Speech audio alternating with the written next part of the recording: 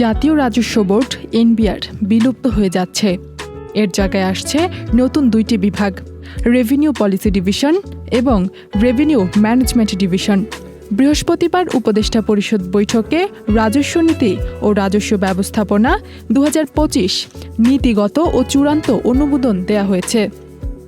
অধ্যাদেশের সংশোধনী অনুযায়ী revenue management ডিভিশনের প্রধান হবেন এনবিআরের বর্তমান কর্মকর্তাদের মধ্য থেকে, আর রেভিনিউ পলিসি ডিভিশনের প্রধান হিসেবে নিয়োগ দেয়া হবে সামষ্টিক অর্থনীতি, বাণিজ্য নীতি, পরিকল্পনা বা রাজস্ব ব্যবস্থাপনায় অভিজ্ঞ কোনো কর্মকর্তাকে। আগের অধ্যাদেশে আশঙ্কা ছিল প্রশাসন ক্যাডারের প্রভাব বাড়তে পারে। কর্মকর্তাদের অভিযোগ ছিল এর ফলে রাজস্ব কর্মকর্তাদের শীর্ষ পদে আসার সুযোগ সংকুচিত হবে।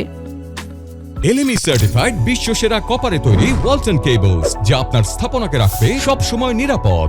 আন্দোলনের মুখেই সংশোধনী আনা হলো, যেখানে স্পষ্ট করা হয়েছে রাজস্ব আহরণে অভিজ্ঞ যে কোনো সরকারি কর্মকর্তা ম্যানেজমেন্ট ডিভিশনের প্রধান হতে পারবেন।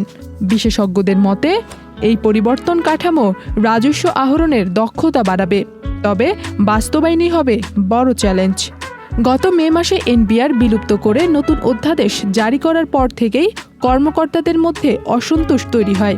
তাদের অভিযোগ ছিল অধ্যাদেশটি এমনভাবে তৈরি হয়েছে যাতে দুটি বিভাগের প্রধান হিসেবে প্রশাসন ক্যাডারের কর্তৃত্ব প্রতিষ্ঠার সুযোগ তৈরি হয়। এবারের সংশোধনীতে শুধু শীর্ষ পদে নয়, উভয় বিভাগের অন্যান্য কর্মকর্তাদের নিয়োগের ক্ষেত্রেও যোগ্যতা সুনির্দিষ্ট করে দেয়া হয়েছে। দুটি নতুন বিভাগের কাঠামো রাজস্ব আহরণে কতটা স্বচ্ছতা ও দক্ষতা আনবে আর কর্মকর্তাদের দীর্ঘদিনের অসন্তোষ কাটাতে পারবে কিনা তা সময় বলে দেবে।